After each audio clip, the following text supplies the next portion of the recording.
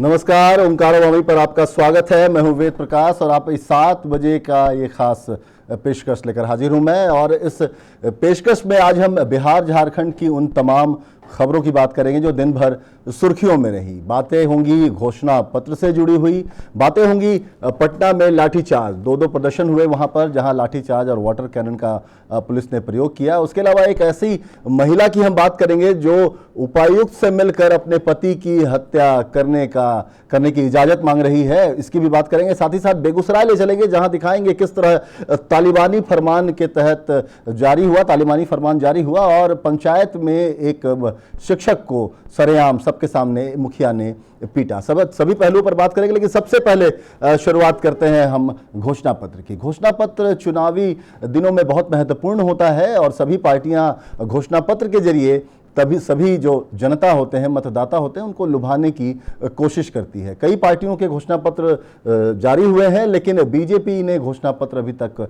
जारी नहीं किया है। झारखंड विधानसभा चुनाव की बात कर रहा हूं और इस पर बातचीत के लिए सीधे चलेंगे हम। संजय समर जी हमारे साथ रांची में हमारे वरिष्ठ सहयोगी बने हुए हैं, उनके पास चलते हैं और उनसे चर्चा की शुरुआत करते हैं। सबसे पहले संजय समर जी, घोषणा पत्र काफ़ी महत्वपूर्ण होता है सभी पार्टियों के लिए, चूंकि इसमें लोक लुभावन वायदे किए जाते हैं। कितनी हकीकत और क्या फसाना? बिल्कुल सही कहा। किसी भी राजनीतिक पार्टी के लिए ये एक पर्व के जैसा होता है और घोषणा पत्र लोक लुभावन ही होते हैं। लोक लुभावन नहीं हो तो फिर लोग बता भी नहीं पाए। सबसे बड़ी बात यह है कि राष्ट्रीय जनता दल, कांग्रेस और झामुमो तीनों मिलकर के चुनाव लड़ रहे हैं, लेकिन घोषणा पत्र तीनों के अलग अलग हैं।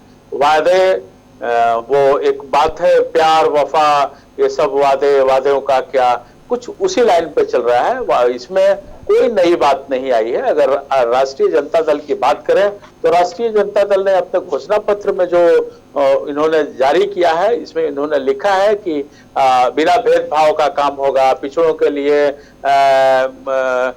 विकास की बातें होंगी।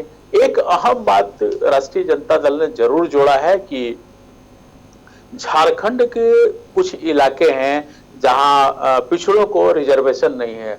वो लोहरदगा है, गुमला है, सिमडेगा है, तो इन सब जगहों पर रिजर्वेशन पिछड़ों को नहीं है। तो इन सब जगहों पर अगर इनकी सरकार आती है तो ये रिजर्वेशन देने का वायदा करते हैं। साथ ही यह भी कहते हैं कि पिछड़ों का जो आरक्षण 27% था एकीकृत बिहार में, अलग होते ही उसको घटा दिया गया है, घटा करके कम कर दिया गया है। अब राष्ट्रीय जनता दल कहती है कि अगर हमारी सरकार आती है तो उसको हम इम्प्लीमेंट करेंगे। साथ ही सीएनटी एसपीटी को कड़ाई से लागू करेंगे। मॉब लॉन्चिंग के बारे में कहते हैं कि ये होने नहीं देंगे, इस पर सरकार की सख्त नजर रहेगी। दूसरी तरफ अगर हम चलते हैं तो कांग्रेस भी लगभग इसी से मिलता जुलता राज्य के विकास के बारे में ही कहती है। मॉब लिंचिंग की भी बात करती है कि किसी सूरत पर उनको होने नहीं दिया जाएगा। सरकार इतनी मुस्तैद रहेगी कि मॉब लिंचिंग हम लोग रोक सकते हैं। कांग्रेस ने एक चीज जरूर किया है कि पत्रकारों के लिए कई प्रकार की सुख सुविधा देने की बात कही है। उसमें पत्रकारों को कहा है कि हाँ भाई, हर जिला में एक प्रेस क्लब बनेगा। इनको पेंशन की बात कही है। तरह तरह के लुभावने चीज मीडिया को आकर्षित करने के लिए उसने लिखा है। उसने ये भी लिखा है कि पत्रकारिता पूरी तरह से स्वतंत्र रहेगी। ये बात बड़े साफ शब्द में कहा है। अब हम आजसू की बात करें तो ये आजसू ने भी अपना संकल्प पत्र बड़ा सुंदर बनाया है। 9 पेज का ये है और सब में अलग अलग बातें लिखी हैं। उसमें उसने गांव की बात कही है कि गांव का विकास होगा, गांव के विकास के लिए हम लोग आगे बढ़ेंगे। इसने भी रिजर्वेशन को लेकर के बातें की हैं।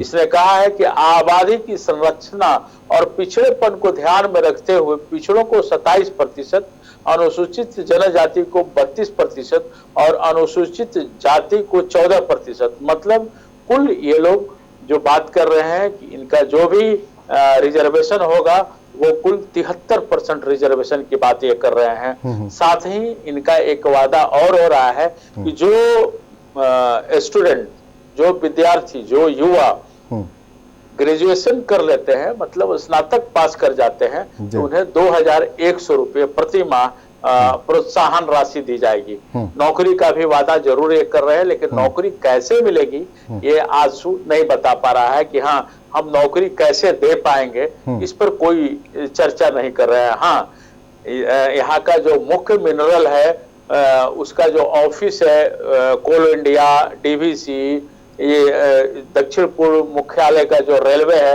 वो सब ले आने की बात, मतलब कि राशि में लाने की बात ये जरूर कर रहे हैं। साथ ही यह भी ये कहते हैं कि भूमि अधिकार और वन पर्यावरण पर भी हम लोग अच्छा काम करेंगे। आजसू यह भी कहती है कि सरना कोड लागू करेंगे। साथ ही मदरसा, अल्पसंख्यक विद्यालयों के छात्र छात्राओं के लिए मध्याह्न भोजन, अल्पसंख्यक निदेशालय की स्थापना की भी बात आजसू करती है। अब सवाल उठता है, आजसू जब से सरकार बनी है, मतलब एकीकृत बिहार में तो वहां जो शासन था, जैसे ही 15 नवंबर 2000 को ये राज्य अलग हुआ, उसके बाद से आजसू सरकार में है। चाहे वो किसी की हुकूमत हो, एन केन प्रकरण सरकार में जरूर रहे हैं। तो अब ये नई बात ये कह रहे हैं, शायद अब वो इन्हें महसूस हो रहा है कि हाँ यहाँ रिजर्वेशन भी चाहिए, कोल इंडिया का ऑफिस भी चाहिए। तो देखना है कि ये 81 सीट पर लड़ रहे हैं, अकेले लड़ रहे हैं, तो कितना ये अपने बातों को उठा पाएंगे, कर पाएंगे, या कैसे इम्प्लीमेंट कर पाएंगे, या फिर चुनाव के बाद जो रिजल्ट आएंगे उसके बाद भगदड़ मचेगी, तो उस भगदड़ में किसकी सरकार बनेगी, उस सरकार में कैसे समर्थन करेंगे, ये देखने वाली बात होगी। कांग्रेस ने भी अपना जो मैनिफेस्टो जारी किया है, कुल उसने 30 बिंदुओं पर प्रकाश डाला है। उसमें इसने बेरोजगारी को भी रखा है। बेरोजगारी का जो तरीका इसने बताया है कि किस तरह से हम लोग लोगों को रोजगार देंगे, CNT एक्ट को किस तरह से हम लोग इम्प्लीमेंट करेंगे। साथ ही कृषि के क्षेत्र में 2 लाख रुपए तक ऋण की माफी की बात इसने कही है। इसके बाद महिलाओं के विकास की बात कही है। भले ही महिलाओं को टिकट देने में ये लोग कंजूसी किए हों, लेकिन महिलाओं के विकास की बात आजसू ने भी किया है, और ये कांग्रेस भी कर रही है। कस्बों के विकास की बात कर रही है, राजकीय सेवाओं में और व्यवस्था में तब्दीली की बात कर रही है, और भ्रष्टाचार पर नियंत्रण की भी बात कर रही है। धान का मूल्य तय करने की बात कर रही है। कह रही है कि धान के लिए 2500 रुपये प्रति क्विंटल न्यूनतम समर्थन मूल्य तय किया जाएगा। ये और संजय जी, ये तो घोषणाओं की बात हुई। घोषणा पत्र में इस तरह की बातें कही जाती हैं, सभी पार्टियों की तरफ से बड़े बड़े वादे किए जाते हैं, लेकिन उस पर अमली जामा कितना पहना जाता है, ये हकीकत किसी से छुपी हुई नहीं है। क्योंकि बहुत सारी पार्टियां ऐसी हैं जिसके पिछले चुनाव के घोषणा पत्र निकाले और इस बार के चुनाव के घोषणा पत्र निकाले तो अमूमन कमोबेश एक ही बात जो रहती है वो देखने को मिलती है। कुछ नए वायदे जरूर उसमें जुड़े मिलते हैं। इसमें कुछ नए वादे कुछ दिखाई नहीं दे रहे हैं, क्योंकि हाल के दिनों में एक मॉब लिंचिंग का मामला ज्यादा है। इसी से ये तीनों पार्टी अलग अलग अपना इन बातों को जरूर रखा है कि हाँ, मॉब लिंचिंग पर आरजेडी, राष्ट्रीय जनता दल, और ये कांग्रेस ने इन बातों को जरूर रखा है कि मॉब लिंचिंग पर हम लोग नकेल कसेंगे। आपने ठीक ही कहा कि ये सब वादे बिल्कुल वही उसी तरह है। अभी मैंने बताया प्यार वफा ये सब है, वादे वादों का क्या, तो ये सब सिर्फ वादा ही दिखाई दे रहा है। क्योंकि झारखंड को बने 20 साल हो गए हैं, और जिस ढंग से विकास होना चाहिए था, मान लीजिए बिजली की ही बात करें अगर हम, तो बिजली की बात अगर करते हैं तो 24 घंटे में 24 घंटे बिजली रहनी चाहिए, लेकिन आज भी झारखंड में बिजली 10 घंटे गायब ही रहती है। विकास के लिए सबसे जरूरी बिजली है, वो बिजली से महरूम है। यहाँ के जितने झारखंड वासी हैं वो बिजली से महरूम है। जी, और भी कई ऐसे सवाल तो उठेंगे संजय जी, चूंकि आजसू की बात आपने की, बताया कि आजसू जिस तरह से किसी न किसी तरीके से जब से ये राज्य बना है तब से सत्ता में भागीदार, चाहे उसके 1 विधायक रहे हो, 5 विधायक रहे हो, या उससे कहीं ज़्यादा रहे हो या उससे कम रहे हो, कहीं ना कहीं भागीदार रहा है।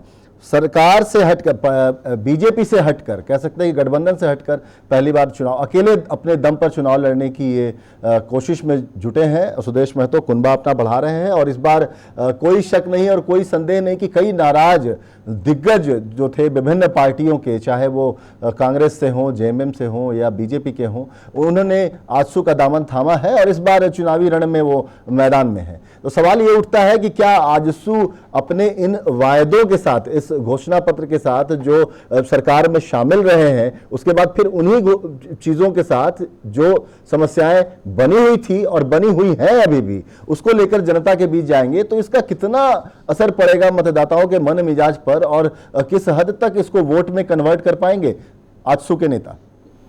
देखिए, स्थितियां ये है कि अभी आपने सही कहा कि तमाम बेसहारों के लिए सहारा आजसू बना हुआ है, इसमें कोई शक नहीं। बालमुचू, प्रदीप बालमुचू जो यहाँ के प्रदेश अध्यक्ष रह चुके हैं, बड़े कद्दावर नेता हुआ करते थे कांग्रेस के प्रदेश अध्यक्ष रह चुके, वो इनके पार्टी में चले गए।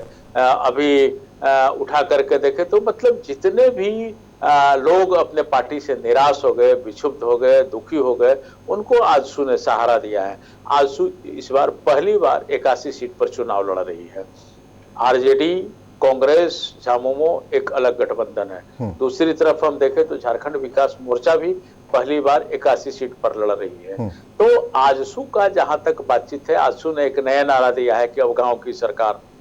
तो एक सवाल तो जरूर उठता है ना कि इसके पहले किसकी सरकार थी? जी बिल्कुल। तमाम यहाँ भी 70-80% जो सीटें हैं या लोग जो निवास करते हैं सब गांव के ही हैं। सारी योजनाएं, चाहे शिक्षा की योजना बनती हो, चाहे किसानों की योजना बनती हो, सब तो गांव के लिए ही बनते हैं। लेकिन हर बार आजसू धीरे धीरे करके विकास किया है। 1 सीट से आज 5 सीट तक पहुंचा हुआ है। इस बार 81 सीट से लड़ रहे हैं। कई जगह इनके नेता काफी दमदार हैं, चाहे हुसैनाबाद की बात कर लें, जुगसलाई विधानसभा की बात कर लें, लोहरदगा की बात करें, रामगढ़ की बात करें, तो ये तमाम जगह इनके कद्दावर नेता हैं। अब मतदाता को कैसे रुझा पाते हैं, अपनी ओर आकर्षित कर पाते हैं, क्योंकि सबको दिखाई देते हैं सुदेश और सुदेश के साथ कोई बड़ा चेहरा नहीं है। सुदेश अपने आप में एक चेहरा है और ये बता रहे हैं कि अकेले रह करके हमसे जितना विकास होना चाहिए मैंने किया है। हाँ, ये बीते लोकसभा चुनाव में 1 सीट निकालने में भी सफल रहे हैं, क्योंकि भारतीय जनता पार्टी के साथ एक गठबंधन किए और गठबंधन करने के बाद एक गिरिडीह से इनके चंद्र प्रकाश चौधरी सांसद हो गए हैं आजकल। तो कुछ हमें लगता है ऐसा कि कुछ न कुछ समर्थन इन्हें मिलेगा, क्योंकि ये झारखंड है और इस बार इस कदर लोग लड़ रहे हैं कि पहले सीधे सीधे यूपीए और एनडीए हुआ करता था, तो सीधे सीधे वोट हुआ करता था। यहाँ की भौगोलिक स्थिति ऐसी है कि अब पलामू का कुछ दूसरा ही, बिहार से सट्टा होने के कारण थोड़ी दूसरी ही राजनीति हो जाती है। अगर आप इधर चले जाएं कोल्हान, तो उसकी दूसरी राजनीति हो जाती है। अब संथाल के तरफ चले जाए तो पश्चिम बंगाल को प्रभावित कर देता है। तो ये सब मिला जुला करके ये चीज होता है। लेकिन अब तक 3 चुनाव जो हुए हैं, उस 3 चुनाव का अगर हम लोग आंकलन करें तो हम ये मान करके चले तो 15 से 20 सीट झारखंड मुक्ति मोर्चा को मिल जाती है, 25 सीट, 20 से 25 सीट भारतीय जनता पार्टी को मिल जाती है। बाकी जो बचता है उसमें कांग्रेस है, झापा है, झामुमो है, बाकी अन्य जो पार्टियां हैं वो उस तरह से अपना हिस्सेदारी कर करके चलती हैं। तो ये अपना प्रभाव विकास, सब कोई विकास कहता है, लेकिन विकास अब दिखे, विकास अब जन्म ले, विकास अगर हो जाएगा तो राज्य से पलायन रुकेगा, बेरोजगारी रुकेगी और नक्सलवाद भी खत्म होगा। जी, एक सवाल और यहाँ संजय समझ, जैसा आपने बताया कि आजसू जो है इस वक्त बना हुआ है एक ऐसी जगह जहाँ पर सभी नेताओं के लिए, कह सकते हैं ऐसे नेता जो नाराज चल रहे हैं अपनी अपनी पार्टियों से, सबके लिए एक शरण स्थली के रूप में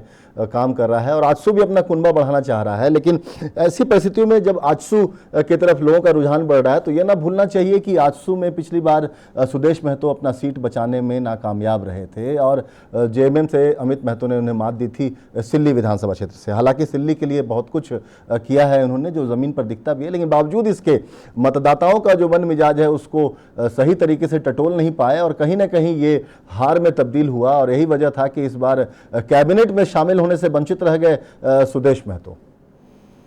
देखिए, पिछले चुनाव की बात करें तो जितने सुप्रीमो थे सब हार गए थे, चाहे सुदेश महतो हो, राज्य के पूर्व मुख्यमंत्री अर्जुन मुंडा हो, बाबूलाल मरांडी हो, हेमंत सोरेन हो।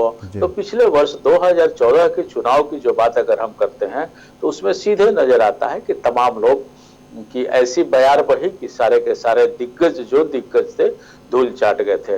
अब इस बार जनता का क्या रुख होता है, अभी खुल करके जिस तरह से चुनाव बोलता है, दिखने लगता है कि कौन जीत रहा है, किसकी सरकारें बन रही हैं। अगर दो पार्टी की सरकार रहती तो बहुत सी चीजें स्पष्ट हो जाती, लेकिन अब तो खुद इतनी पार्टियां आ गई हैं कि लोग खुद समझ नहीं पा रहे हैं कि हम लोग को करना क्या है। पहले यह तय था कि एक महागठबंधन होगा और एक इधर एनडीए होगा, तो बहुत सारी चीजें क्लियर थी। अब कोई सीट उठा लीजिए जहां से 4-4, 5-5 बड़े बड़े प्रत्याशी चुनाव मैदान में हैं, तो ये अभी कयास लगा पाना कि किस तरफ उठ करवट लेगा थोड़ा कठिन है। वेद जी बिल्कुल कठिन है। एक छोटा सा ब्रेक हम यहाँ पर लेना पड़ेगा हमें समर जी। ब्रेक के बाद आपसे वापस लौटेंगे और एक सवाल और मेरे जहन में आ रहा है, जो सवाल आपसे मैं करना चाहूँगा, जिसका जवाब ज़रूरी है आम लोगों के लिए भी, जो सुन रहे हैं, जो देख रहे हैं हमें, उनके लिए भी एक सवाल ज़रूरी है। चलिए यहाँ पर एक छोटा सा ब्रेक लेते हैं और जल्द होते हैं हाजिर।